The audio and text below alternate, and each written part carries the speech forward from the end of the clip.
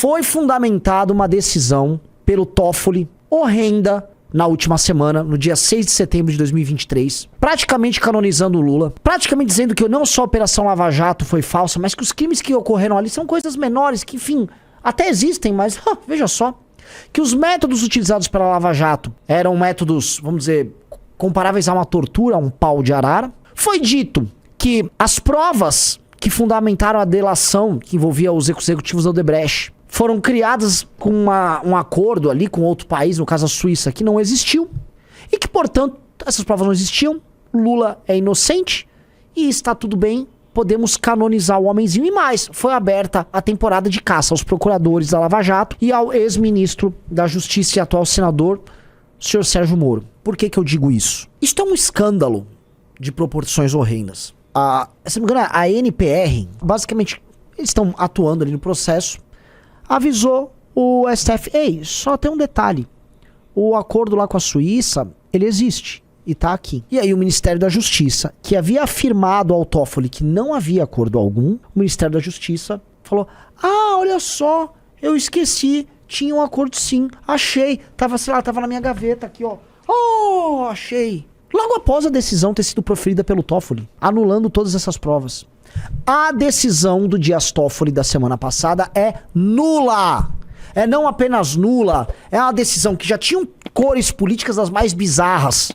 Já demonstrava uma leniência do senhor Toffoli ao senhor Lula. Já demonstrava ação política por parte de ministros do STF na defesa de uma determinada camarilha, uma quadrilha política que atuou e devastou o Brasil ao longo dos últimos 12 anos. E agora fica escancarado que o Ministério da Justiça mentiu para fundamentar a decisão do STF. O mesmo Ministério da Justiça, tendo como líder e porta-voz, como representante formal o senhor Flávio Dino, que disse que sumiram com as imagens. Não, o Flávio Dino não sumiram as imagens, então dane-se sobre o dia 8. O mesmo Flávio Dino, que vai falar agora o quê? Que não mentiu? Que mente de forma contumaz, disse agora, esses dias, que o fake news é crime. Logo ele, então, produziu uma fake news, porque fake news não é crime. Aí como é que fica? Vamos ficar num raciocínio circular?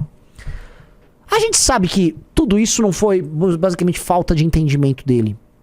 A gente sabe que tudo isso, por parte do senhor Flávio Dino, é parte de uma ação política de um plano. E de um plano que foi pego agora, porque o plano era tosco. Aliás, é impressionante como são toscos os planos e ações que vêm desse novo governo. E agora ele é pego em público, com a calça riada. Se há justiça nesse país, Flávio Dino é afastado. Flávio Dino vai ter que responder civil e criminalmente por ocultar provas, por, vamos dizer, incidir diretamente sobre o resultado de um julgado ali no STF. E na minha visão tem que ser preso. Dias Toffoli tem que anular a decisão dele. Aquela decisão bizarra de caráter político que parece muito mais como um manifesto do que qualquer outra coisa. E o Brasil talvez começar a acordar, sair desse momento absolutamente maluco que ele vive, em que as pessoas que são antipetistas dormiram e que só sonham com Bolsonaro, como se Bolsonaro fosse o alfa ou ômega disso tudo. Não, eu não quero ficar tratando de Bolsonaro nesse vídeo, mas as digitais do Bolsonaro, inclusive na destruição da Lava Jato, estão todas aí, a gente sabe disso. Mas a minha preocupação é essa.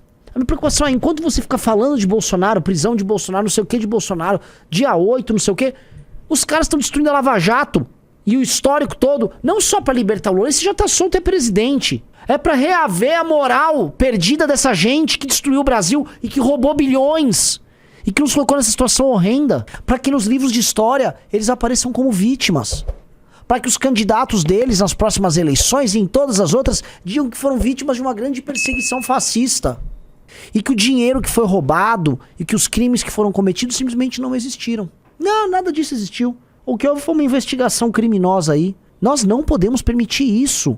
A gente tem que despertar. O correto é o Flávio Dino ser preso e o correto é as pessoas irem pra rua. Mas ninguém vai pra... Se a gente convocar, as pessoas não vão. Não, porque isso vai atrapalhar o Bolsonaro obter um acordo com o Alexandre de Moraes pra não ser preso. E aí ele mesmo vai vir a público pra sabotar. Tá todo mundo amarrado. Ninguém vai fazer nada.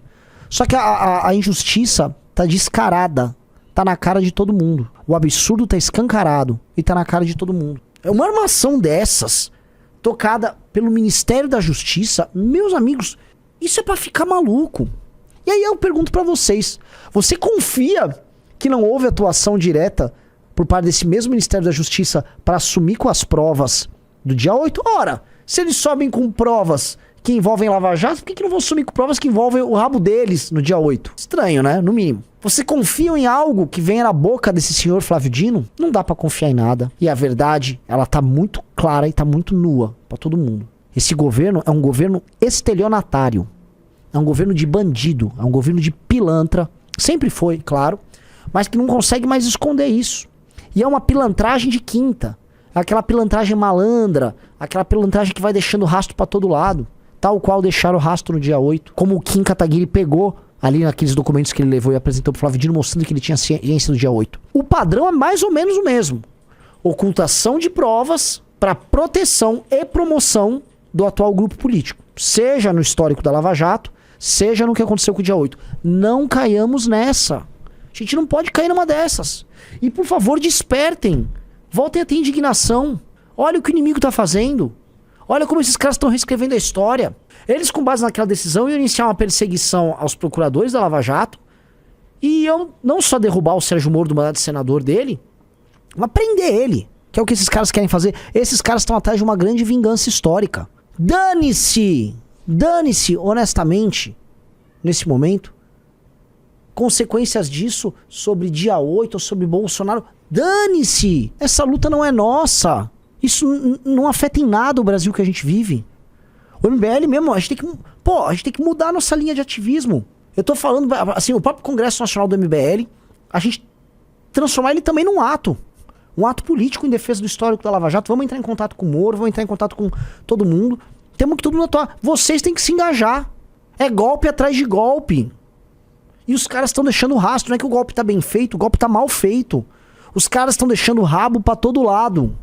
Flávio Dino precisa ser preso, tá? E nessa live hoje a gente vai escancarar esse assunto. O que aconteceu hoje é arrebatador, é uma das coisas mais assustadoras que eu já vi em termos políticos, tá? Até porque, eu só queria lembrar, esses acordos, essas cooperações internacionais, seja com a Suíça, seja com os Estados Unidos, vejam só, elas continuam produzindo efeito nesses outros países. Efeitos jurídicos continuaram a ser produzidos nos outros países. Enquanto aqui no Brasil, para fundamentar uma decisão da Suprema Corte, eles fingem que não houve acordo nenhum. Qual acordo nenhum que produz efeito nos outros países e não produz aqui? E agora tá demonstrado, porque agora nem isso mais existe como farsa, porque já foi aprovado. Ó, tá aqui o acordo. Acabou, meus amigos.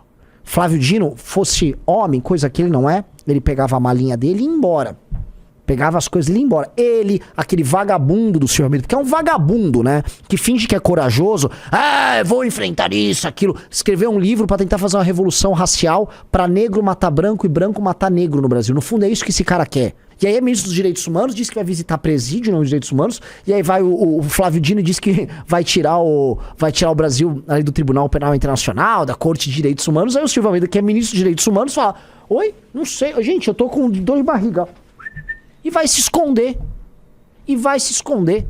Esse é o governo desses caras, gente. Esses caras não valem a roupa que veste. Esses caras são o Zé Bunda, um bando de Zé Bunda. Vamos pra cima deles! Acordem! Vamos lá, o Moro disse o seguinte: o Ministério da Justiça de Flávio Dino produziu informações falsas para o STF sobre a cooperação da Lava Jato com a Suíça no caso da Odebrecht.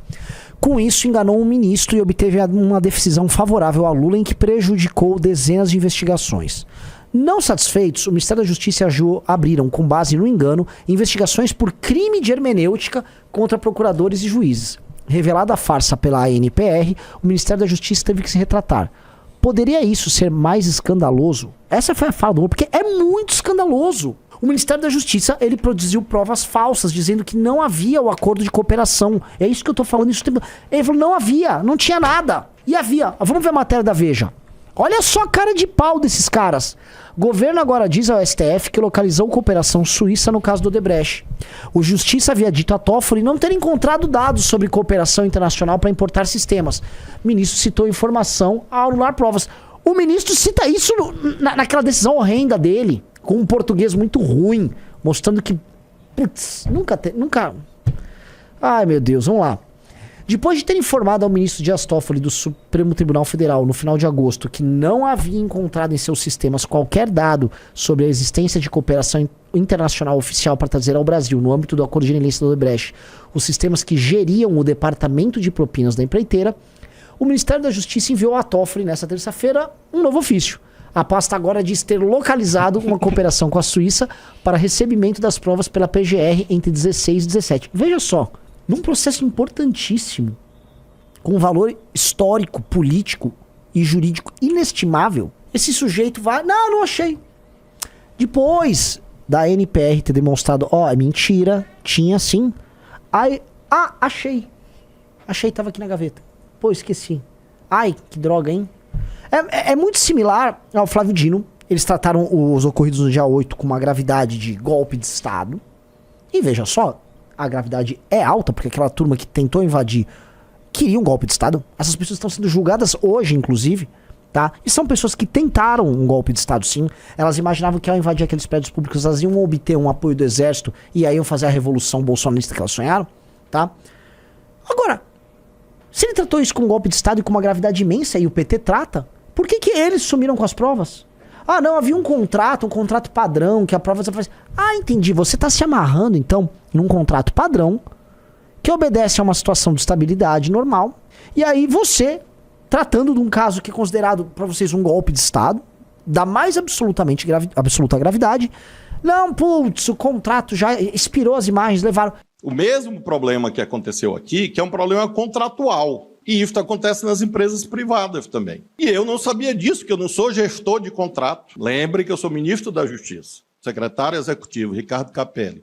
Está pelo menos uma semana, 10 dias, tentando ver se há alguma forma de recuperar o máximo possível, para complementar aquilo que foi entregue. Agora, essas imagens vão mudar a realidade dos fatos? Não vai aparecer um disco voador. Não vão aparecer infiltrados e não vai aparecer a prova desse terraplanismo que eles inventaram. Aqui, bonitão. Eles mesmos vazaram as imagens no começo, lembra? Exato, eles vazaram as imagens pra fundamentar. Invadiram, viu? Golpe de Estado.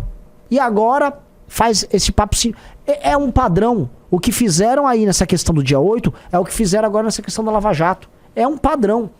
Tanto a primeira quanto a nova manifestação do Departamento de Recuperação de Ativos e Cooperação Jurídica Internacional, vinculado ao Ministério, foram apresentadas no âmbito de uma petição do STF que tem como autor o advogado Tacla Duran, acusado pela Lava Jato de operar contas da Odebrecht no exterior. Os esclarecimentos do DRCI sobre a cooperação jurídica internacional no caso Odebrecht foram enviados ao STF após Toffoli mandar ao órgão uma série de questionamentos a respeito dos trâmites para importação das provas.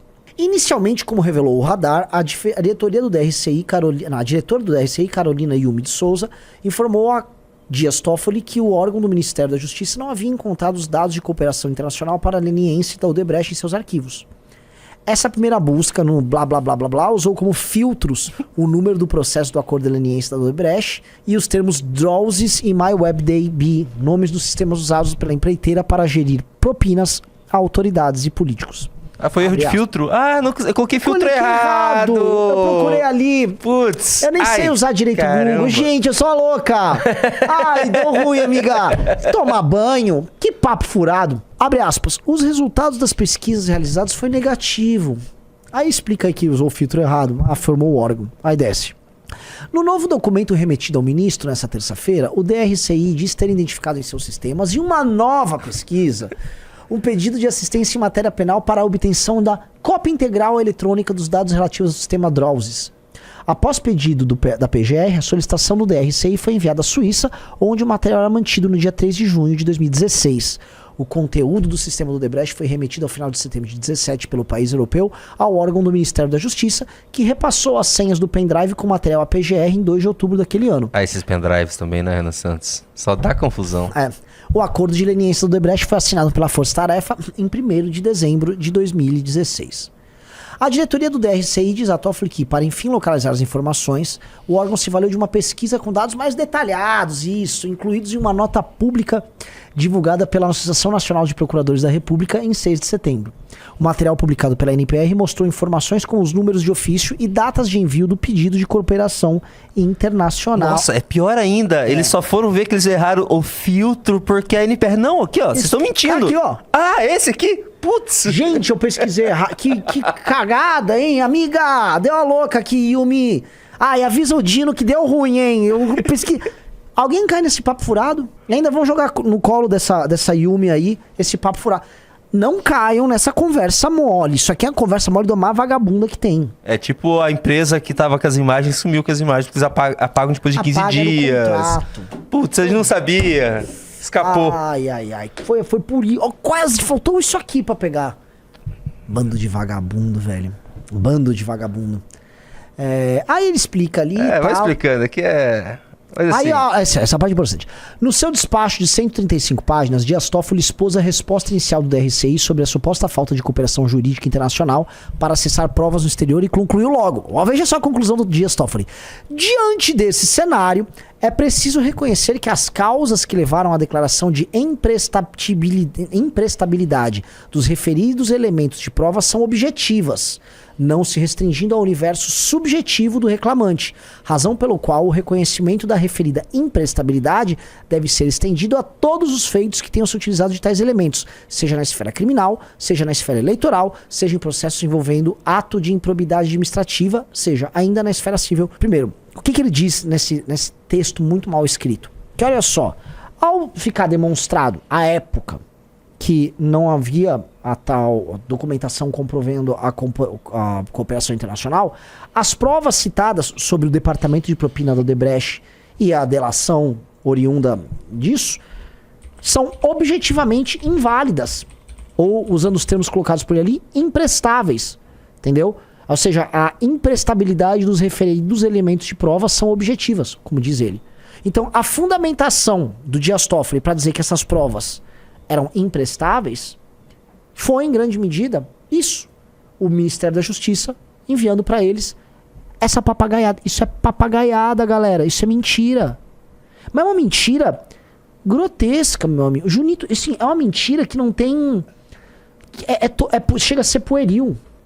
Você falou do Silvio Almeida, eu tenho que mostrar isso aqui. Vamos ver. O Silvio Almeida foi semana passada? Enquanto estava ao vivo, habitando o planeta Terra, o ministro dos Direitos Humanos, ou melhor, eu gosto de chamar o ministro da Guerra Racial, Silvio Almeida, ele disse o seguinte: a decisão do ministro Dias Toffoli consolidou aquilo que muitos juristas dizíamos. Olha, eu acho... Essas pessoas que... escrevem nesses termos assim, aquilo que muitos juristas dizíamos, porque ele também é um juri, ele é um... Sempre avisei. Não, mas não é só isso, tem um estilo de escrita, tipo, considerou aquilo que muitos democratas dizíamos. O cara se inclui ali, é como se fosse um estilo literário, estilo de escrever. Mas ele não é jurista, né? Ou ele é? Ele estuda direito. Então ele é jurista. É um estilinho, eu já vi esse estilo, democratas gostam de colocar, que muitos democratas dizíamos. Ele entendi. Considerou aquilo que muitos juristas dizíamos há tempo sobre a Lava Jato. É tipo quando você faz uma tatuagem, você tem que mostrar que tem tatuagem. Eu sou um jurista, tá? Nós, juízes. É um estilo de escrita babaquinha. Eu conheço isso aí. Você é um babaquinha, Silvio Almeida. Aí ele diz que foi a maior farsa judicial da história do Brasil. Que se tratou de um projeto ilegítimo de tomada do poder do Estado que só fez desmoralizar e fragilizar o sistema de justiça. Que foi um grande esquema de corrupção disfarçado de luta contra a corrupção. Lembrando, Silvio Almeida é ministro dos Direitos Humanos no governo oriundo dessa corrupção. Que o governo PT é oriundo, é filho direto disso, porque o projeto de poder que nos legou os governos Lula e Dilma se baseou nisso. Inclusive, a gente pode tratar em outros momentos da origem disso. A origem do Petrolão está no mensalão. E a origem do mensalão está na prática que o PT tinha já de compra de parlamento que ele fazia nos municípios administrados por eles, que eram os mensalinhos, um clássico do PT. Aí ele prossegue, que teve como um de seus principais objetivos retirar o agora presidente Lula da corrida eleitoral. Espero que seus protagonistas, estes anti-brasileiros, sejam devidamente responsabilizados pelos crimes que cometeram contra o país e contra o povo. Lembrando que vergonha, baseado numa fake news. Numa fake news. Agora sim, Silvio Almeida é muito engraçado, né? Contra adversários do PT, punitivismo. Você quer o rigor da lei, não quer, Silvio Almeida? Mas se você vê um assassino, um cara que tá preso num presídio lá, um ladrãozão, um cara que cometeu latrocínio, um estuprador, aí ele vai visitar. Pera um pouquinho, não vamos... Calma aí. O nosso direito penal, estamos prendendo demais. Não é, Silvio Almeida? Direito penal pros meus inimigos, pro meu lumpen proletariado, não a lei, mas o meu eterno carinho. Não é, Silvio? Não é, Silvio? Só volta... Para de sumir, Silvio Almeida. Volta aqui, bonitão. Para de sumir! Cadê você agora que Flávio Dino quer tirar o Brasil aí da Corte de Direitos Humanos? Você não é o ministro de Direitos Humanos? Cadê você, Silvio Almeida? Cadê você falando das violações de direitos humanos do Vladimir Putin? Você, Silvio Almeida, é pro Lula o que o Hélio Negão é pro Bolsonaro. Dá pra fazer uma coisa... Você é como se fosse um chaveirinho racial usado por eles ali, tá? A diferença é que você é mais ilustrado, fala melhor, mas ocupa a mesma posição. Porque, objetivamente, naquilo que você defende, só vejo casuísmo. Não vejo nada. Tá aí com esse showzinho aí. Patético. Silvio Almeida é um patético. Farsesco. Inclusive me bloqueou. Nunca... Me bloqueou no Twitter. Não fiz nada pra ele. Flávio Dino, vamos lá. Ele disse: quem deve explicações sobre os atos judiciais de 16 e 17 ao ex-juiz, declarado suspeito e incompetente pelo STF. Sobre informações prestadas ao STF, o citado senhor devia lembrar que isso sequer tramita pelo gabinete do ministro... sim! Não é culpa dele! Não tem relação comigo. Só que pela outra parte ali, muita coisa, são muitas gavetas, né? Tudo encontra-se devidamente exposto ao ministro relator no STF, que vai apreciar os fatos. Olha só, exposto agora! Depois que vocês foram expostos pela EMPR. Baixa a bola. Silvio, você tem que aprender... Flávio Dino, baixa a bola. Você tem que aprender a baixar a bola um pouco. Você é muito arrogante. Pra um cara bosta. Pra um ex-governador bosta. Pra um ministro bosta. Pra um mentiroso controle. Você é muito arrogante, rapaz. É tudo com arrogância e piadinha. Ai, aquelas imagens que sumiram, vocês não vão achar disco voador. Lembra? Já acharam no ET no México agora. Acharam. Né? Acharam ET no México lá. Quer dizer, não acharam, só pra avisar, não acharam ET nenhum. Aquilo é um farsante lá e a galera tá tratando disso. Tomou as redes sociais isso hoje. Outra coisa que eu queria pedir. Então, venha no Congresso do MBL. É mbl.org.br/congresso. Bota aí na tela, Junito. mbl.org.br/congresso. Compra seus ingressos. O ingresso VIP que tinha lá, a gente teve que subir pra R$800, porque é open bar. Simplesmente porque todo mundo comprou o VIP. Então já... praticamente vamos encerrar o lote do VIP, só vai sobrar pista, né? Que é onde basicamente o fervo acontece. Então, vem pro Congresso do MBL, será fundamental, será essencial. Se você for de outros estados, a gente vai arrumar cupom pra você vir com ônibus um pouco mais barato. Se você for de algumas regiões, acho que Rio de Janeiro, Sul, estamos fechando ônibus com a galera nossa pra você vir. Não perca isso, mas nós precisamos nos organizar. E esse é o que eu tô olhando no teu olho e tô falando isso pra você. Não adianta você assistir minhas lives, vocês gostarem de conteúdo, vocês consumirem o clube, lerem a revista. Essa parte é essencial porque é pra você formar teu raciocínio e seu entendimento político. Agora, a ação política, ela que define pra onde você vai. Não adianta só reflexão. Ação sem reflexão é burrice pura. Mas reflexão sem ação é masturbação, tá? E o meio, aquilo que transforma a sua reflexão em ação é a indignação. Então, vamos lá, o Congresso do MBL é um momento disso. Vem pro Congresso e vamos agir. Nós precisamos agir. O que tá acontecendo agora é grotesco, é bizarro, tá? Vamos que vamos. Tentar nunca foi um problema para o MBL. Das ações mais inusitadas às propagandas mais disruptivas, nunca tivemos medo de inovar. Nos últimos 3 anos, a inovação virou uma revolução interna. Começou com uma nova formação. Chegou no melhor clube de política do país. E terminou na única revista cultural de direita. Para comemorar, o 8º Congresso do MBL trará uma edição especial da Valete. Com impressão exclusiva e preço acessível, você só poderá adquiri-la um dia na sua vida e em um único lugar.